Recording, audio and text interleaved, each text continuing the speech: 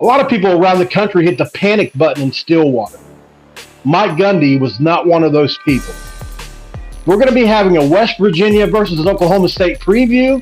I've got a special guest to come talk about the Pokes right after this word from our sponsor.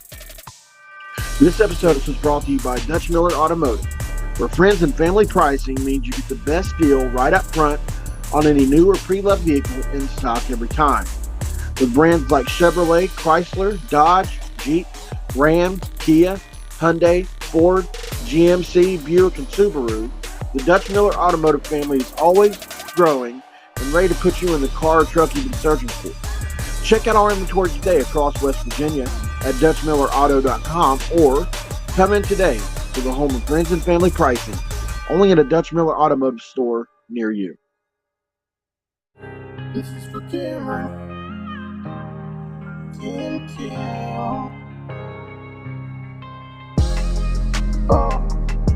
What is up? Welcome in, guys. My name is Mountaineer Paul, and you have landed yourself here again at Mountaineer Paul Talks Football. We're ready to move on, right, guys? Houston happened. It happened. The Hail Mary happened. Neil Brown spoke about it in his press conference. I will be releasing a video on the Neil Brown press conference. I thought there was a ton of headlines in there, ton of things we could really talk about. Still and yet, it's worth mentioning again the Neil Brown press conference. This is about Oklahoma State. The Cowboys have really turned it on the last couple games, ranked opponents in back-to-back games. And I've got somebody who's doing an incredible job over at Pistols, guys. This guy has his own X page as well. We're talking about, of course, Marshall Scott. How are we doing, Marshall? I'm doing well. Thank you for having me. This sounds like a lot of fun. Yeah, a lot of fun, man. So obviously the South Alabama loss is something a lot of people are focused on in regards to the Oklahoma State Cowboys, but there's a lot more going on. Gundy has talked about the turnaround. Neil Brown referenced it as far as he knows what Gundy's going through. There's that empathy there. He really knows what it's like to have a team that's down and out and to have to keep those kids reeled in and turn it around. Can you kind of just speak to the job that Mike Gundy has done here? And I'm sure you're not surprised, but if you are you? I think there's parts to be surprised at. There's parts that are classic Mike Gundy. I think, they go into the year, they're rotating 3 quarterbacks, and it's in the weirdest way possible. Each guy is getting 4 series a game, so nobody can really get into a rhythm, and you wonder, are the offensive struggles because of that? And then you wonder, how much is this going to hamper relationships between quarterbacks and receivers in terms of timing and things like that. So that was strange. That was weird. That was, I think, hindsight, I think Mike would look back at that and say that was a mistake, that the way that kind of was handled. Obviously that comes to a head at the South Alabama game. They start Alan Bowman that game. Then they go to Gunnar Gundy and they kind of break the 4 series cycle where Garrett Rangel doesn't get any, and Gunnar Gundy plays an extra series. So then that gets a little bit weird. They only score 7 points that game. It was a disaster. The roof was on fire. Everything was going horribly wrong. Then they go in Iowa State, start Big 12 play. Alan Bowman plays the entire game for the first time this season. And they still lost that game, and they still didn't look outstanding, but you could kind of see what this team was building towards. And then since then, it's been classic Mike Gundy, where they're running the football, they're trying to hit you with little gadget plays, they're getting up and down the field, and then defensively they've been a lot better as of late as well. Yeah, and you guys have a ton of length on the defensive line. I think that's something I really like about that defensive line. It's not by far the stoutest defensive line you guys have had there in a while, but a lot of length there and a lot of guys that really play with leverage. Before we get moving any further forward, and I forget, can you tell everybody where they can find you, your socials? You've got a really impressive page over at Pistol Guys, and we can talk about that too. Yeah, so on Twitter or X or whatever it's called now, at Pistols Guys, and then me personally at Marshall Scott. Okay, our website is pistolsfiringblog.com. Cover all things Oklahoma State there. And that's scrolling across the bottom of your screen, guys, in case you need the spelling or the correct way it's done. As long as you type it in, it'll usually come up. But I think I've got it all pronunciated right or written out correctly, hopefully. All right, so we kind of leaned into that just a little bit there about Mike Gundy, and he really has done it again. You see him in the press conference It's almost like he don't want to be there. You've heard him say he's been putting in 14-hour days for the first time in a long time. There have been rumors I've heard from other people that I'm close to. Maybe you know a little bit more, Marshall. Is it true that Gundy has been more hands-off in recent years, and that this is a year in which he's really had to be the antithesis of that? I think that you always hear those rumors, but being around Oklahoma State as long as I have, you just kind of ride that roller coaster. It doesn't faze me as much anymore. I don't think anybody really knows how much he is or isn't involved. And, some people, whenever the offense starts running again, it's like, oh, well, he's calling plays again. And it's just like, it's all hearsay. It's all part of the roller coaster that exists. But, he's always, as of late, called himself more of a CEO type in that, he's not hammering plays as much as he used to. He's more so facilitating, letting his staff that he's built and he's had on board for a really long time, most of those guys, let them do their jobs. And he's kind of more of a CEO role. He's referred to himself as that. But it's really hard to say as far as involvement from year to year. But those rumors are always going to be about whenever you're around Oklahoma State. I agree, man. And really the longevity he's had. Mike Gundy, if there's one thing I like about Gundy personally, just something I've always admired, he loves talking about himself. He doesn't mind at all. And seen in the press conference the other day, he was talking about how he might be in the top 10. He kind of lit up when they started talking about that. It kind of made me chuckle a little bit because at the highest level, you have to have a little bit of ego. You just do. Like Nick Saban, guys like that have a little bit of ego, and maybe it's confidence more so than ego. But really impressed with him, and can't say enough about the job he's done based off where it was after South. I think everybody, like you said, the group was on fire. So, and it's really being behind what you said, a strong running game and some impact players on the Oklahoma State offense. Obviously, Presley was a guy we all knew coming into the year was somebody that I think a lot of people were high on. I saw Ollie Gordon last year and said, he looks a lot like C.J. Donaldson. They remind me of each other. They're built similarly, although CJ just hasn't broken out for whatever reason. Talk a little bit about the impact players on this squad. You mentioned Brendan Presley, and at the beginning of the year, this is supposed to be the playmaker for Oklahoma State, and they're not really getting them the ball as much as the fans would like, as much as people would expect coming into the year. That changed a little bit this past weekend. He had a rushing touchdown. He had a receiving touchdown. He had a pretty good kick return. So they're getting him touches where he needs to again. And then it's hard to not mention Ollie Gordon, like you mentioned. He had kind of a breakout game against West Virginia last year in that rainstorm in Stillwater.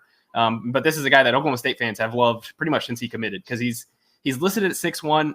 There are many people that believe he's maybe closer to 6'3". I don't know why they would, knock him some inches, but there are people who think he's taller than that. He likes to hurdle guys. He's, a menace in the passing game. He's a menace in the run game.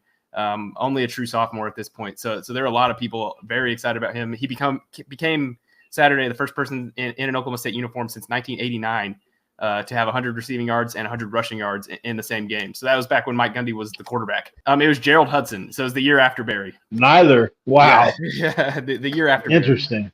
So obviously Alan Bowman's been around the league. He's a guy that played a ton of Tech.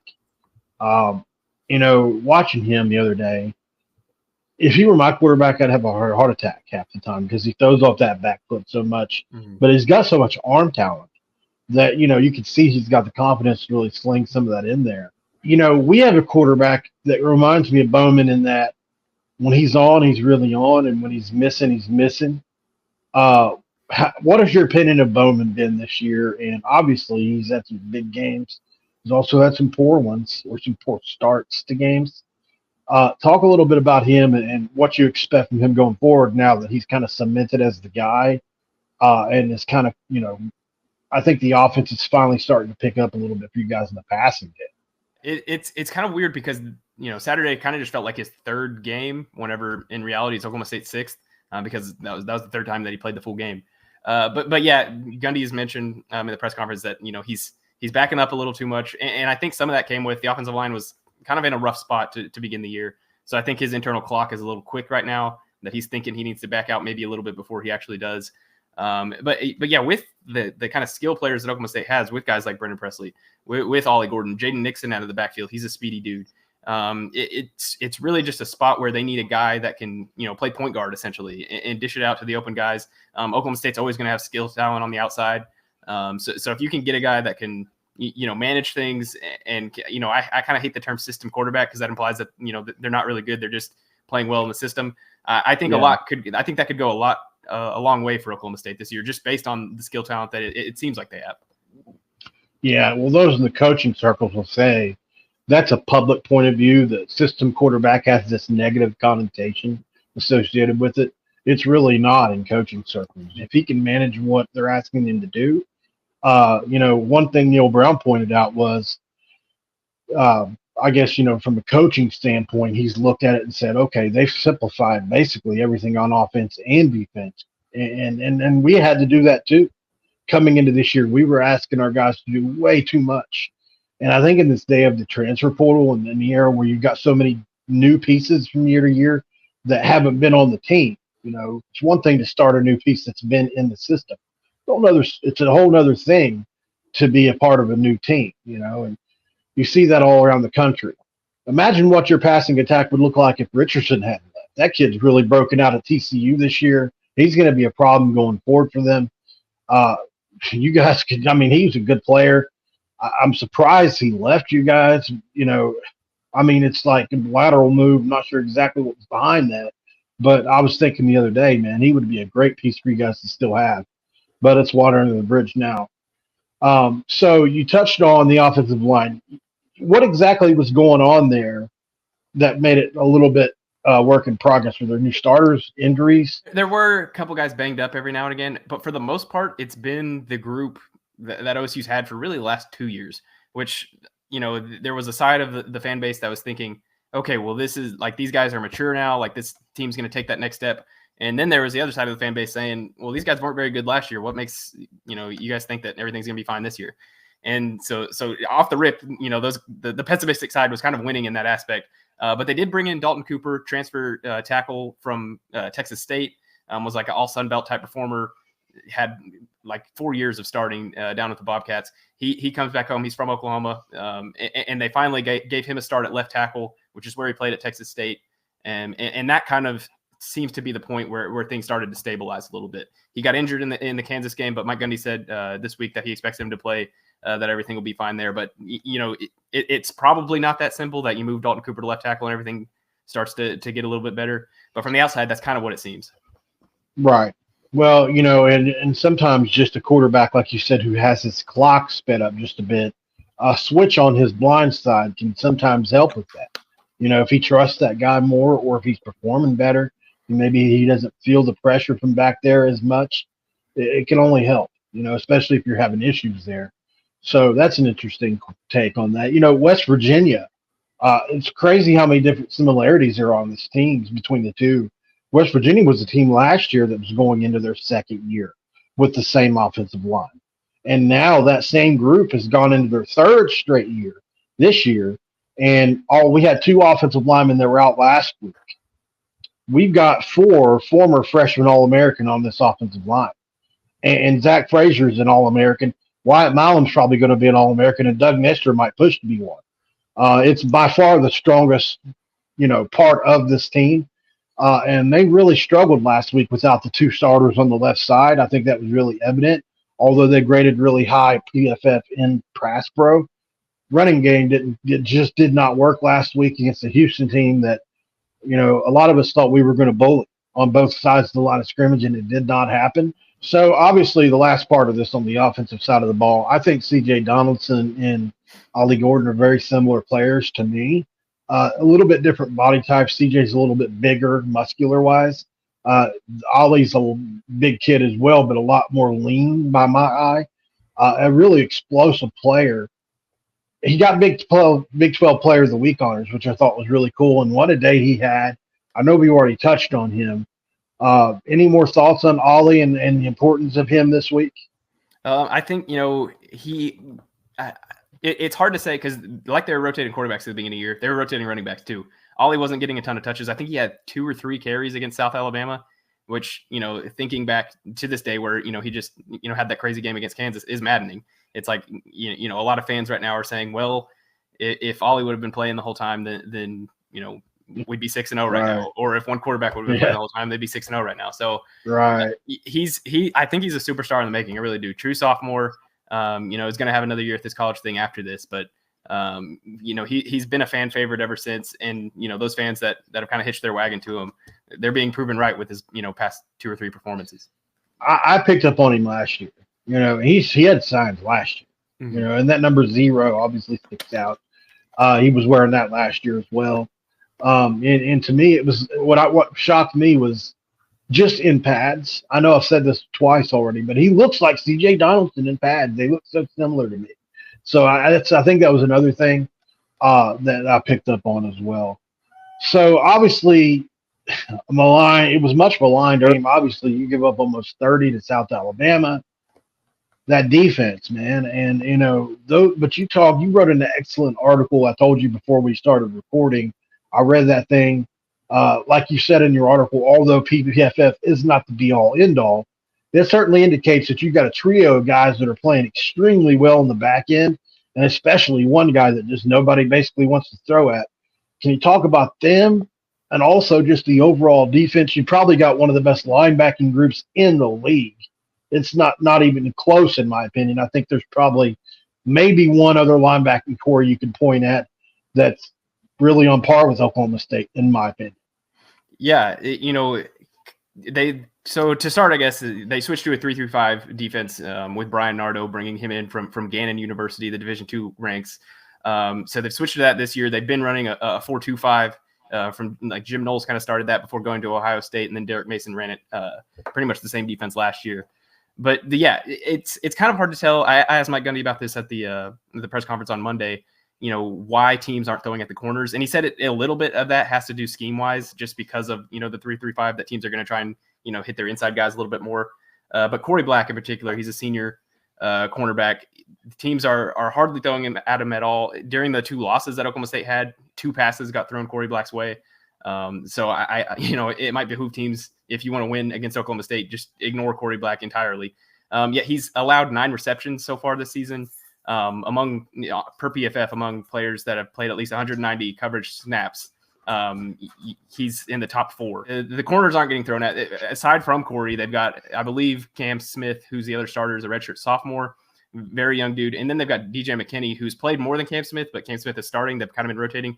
It's been a bit of a weird thing. But DJ McKinney has been honestly just as impressive as Corey Black, and he's only a redshirt freshman. So those corners have been really good. There's been definitely busted coverages among the safeties, among the linebackers, and things of that nature. But the corners have been really good. As far as other impact players go, Colin Oliver has been, you know, everything that people thought he was going to be. He's a defensive end as a true freshman and a sophomore. They moved him to linebacker this year with the change in scheme. Got 10+ sacks as a true freshman, was a freshman All-American, all this.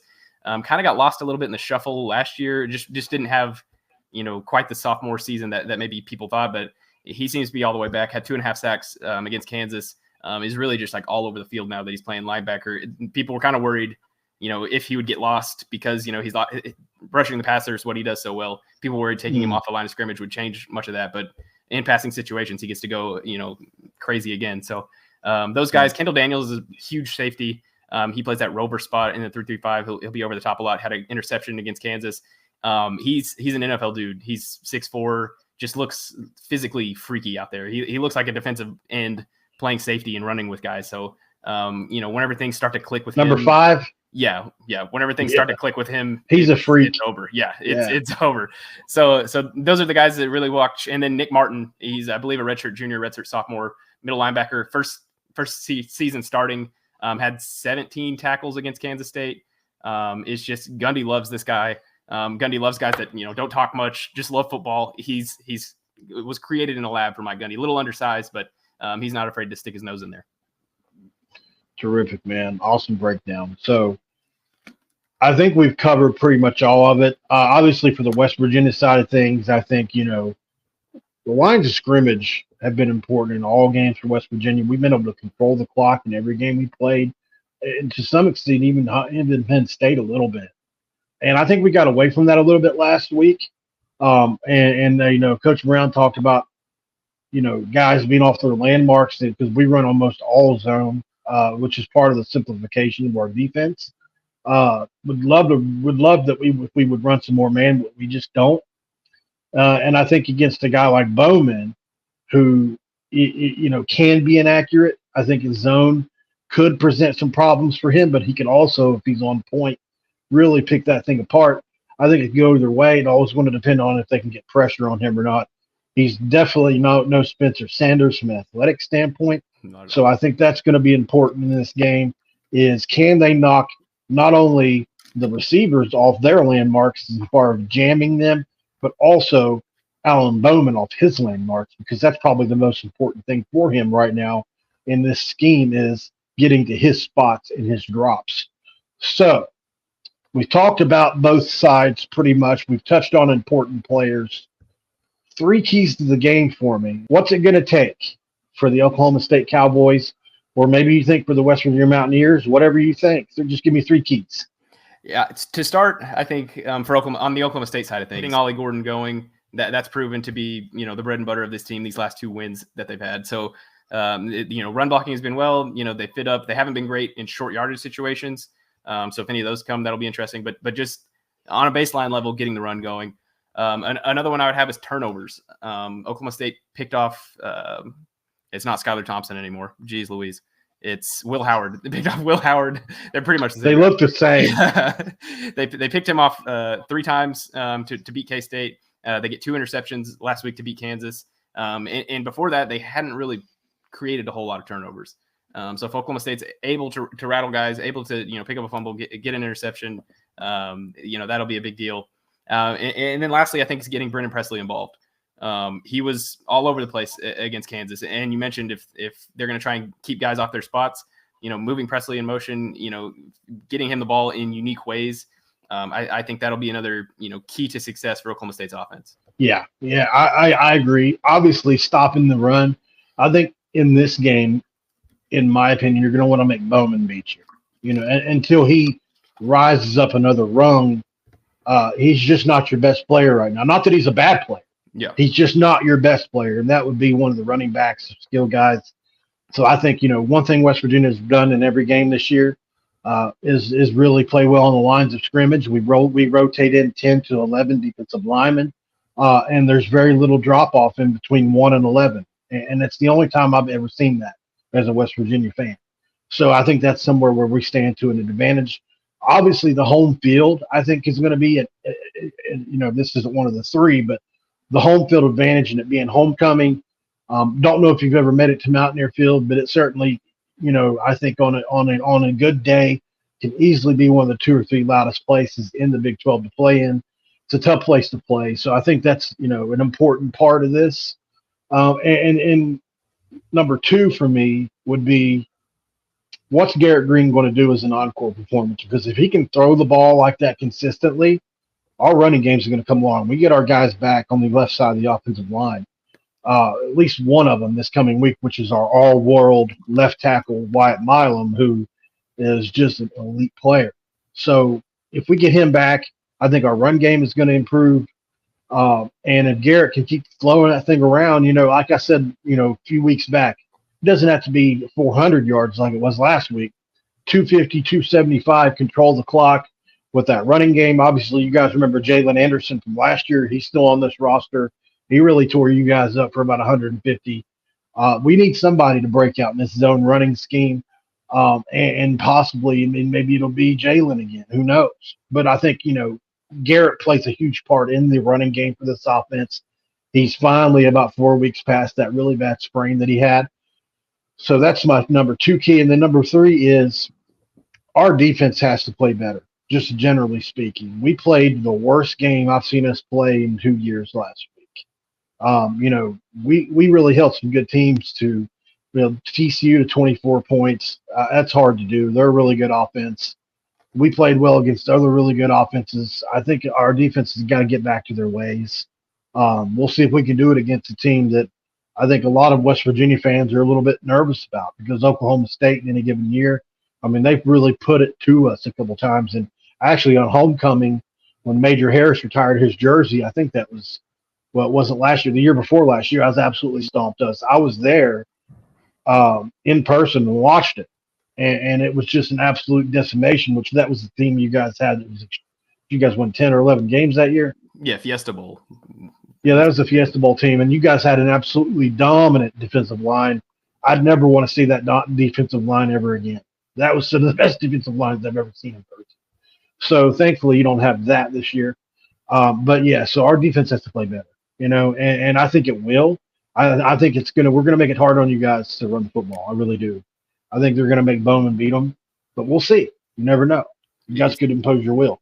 Speaking a little bit to the home field advantage aspect, I think it's been since 2013 that Oklahoma State has lost in Morgantown, which is obviously crazy, just because just like I do that is a tough place to play. But something about it, Oklahoma State, especially when we're winning. Yeah, Oklahoma State seems to always play well there. Whether that's coincidence or not. I think our home field is very similar to yours. We have about 60,000 in there, and so I think the atmospheres are similar. So it's nothing you guys haven't seen, Now this team you guys have coming in here, now let's keep it real. You guys haven't had a quarterback issue for a long time. And I don't mean to keep harping on Bowman. He's just not what you've had. He's no Spencer Sanders. He's no Mason Rudolph. He's none of those guys. So not yet. So I think, it's really going to we'll see how he handles it. See how the home field advantage plays. We've obviously caused our fair share of false starts. So we'll see how that goes, man. And obviously, it's time for one prediction. Give me a prediction, man. And I've been known. I am not biased. Like on the prediction side of things, I picked us to lose a couple times this year. I like to be objective in these situations if I can. I've picked Oklahoma State to lose the last 2 weeks. I'm not going to try and do anything like that. But I do think that Oklahoma State is going to win this game. I just think there's something about this team's getting better. They've found their identity and they're moving in that direction, like Mike Gundy's been saying. If I had to say a score, I'm going to say maybe like 35, but they're always going to kick field goals, so it's not going to be 35. 34, we'll say, to 30, Oklahoma State. Very interesting. I don't see this defense giving up more than 32 weeks in a row, and maybe I'm overvaluing it. But, we played elite defense for 4 weeks in a row, and then Houston on the road on a weird Thursday. I just think that was an aberration. This week will prove me right or wrong. I think West Virginia's defense plays extremely well. I just have a gut feeling that we're going to get a pass rush home. And if we can keep Ollie Gordon and Preston and Presley in check, then we'll be in pretty good shape. Gundy scares the crap out of me. He always will, as long as he's coach there. I have all reverence to him. And certainly would be surprised to see you guys win this game. But I will pick the Mountaineers. I really do think we have a team that I just think Neil Brown has got a grasp. I think Neil Brown this is the year that Neil Brown, and I called for his job last year, but I think Neil Brown is going to solidify himself this year. He's got just enough to do it. And I'm going to say 27-20 West Virginia wins this football game. And we'll see. If the defense comes back to life, I think that's possible. If not, you probably put up 35. And it's cool that, given where West Virginia was picked going into this year and given the start that Oklahoma State had, it's cool that this game is as meaningful, I guess, as it is. Because there for a while, it looked like this trip to Morgantown for Oklahoma State wasn't going to be anything to write home about. But it's cool that both these teams have gotten to this point. Absolutely, man. And you look at it, I think, whether or not we win this game, even still, there's no way we're the 14th team in this conference. Yeah. It was absolutely, I now know, now everybody knows why Neil Brown was so mad about being picked 14th. He knew what we had in the locker room. And these kids, it's been a mantra for this team. And I think they'll probably harken back to that a little bit. Bulletin board material is great. Gundy talked about it. If it gets them riled up to play with more passion, great. But it's not. I don't think it's something all coaches really believe in. But we'll use it. It can't hurt most of the time. So, appreciate you for coming on, man. It was fun. I really appreciate your insights on everything. Some of the things you said kind of had me worried a little bit, but we'll see how it all plays out, man. Before you go, would love to have you plug your stuff one more time. Tell everybody where they can find you. I know you've got a website. Is it Pistol Guys as well? It's pistolsfiringblog.com. So on Twitter at Pistols Guys, my Twitter is Marshall Scott OK, and then our website's pistolsfiringblog.com. And thank you so much. This was a lot of fun. No problem, man. And you know, if you do basketball, Absolutely. you do basketball. Absolutely. Let's do something in basketball season as well. And if you need to do a Q&A with me ever or anything like that, I'm always available for sure, man. Appreciate you for coming on, man. I appreciate that. All right, guys. Don't forget the like button. Don't forget to subscribe to Mountaineer Paul Talks Football. We're trying to get to that 2,000 subscriber mark on this show. We're trying to get there on Hoops from the Hills. Obviously, Couz's Corner is moving up. Really happy to have had Marshall on here, man. Thanks for coming. He predicts the Pokes. I predict the Mountaineers. We kind of stayed true to form with that. Let's see how it plays out. This has been another edition of Mountaineer Paul Talks Football. This episode is over, and we are out. This is for Cameron. Tim.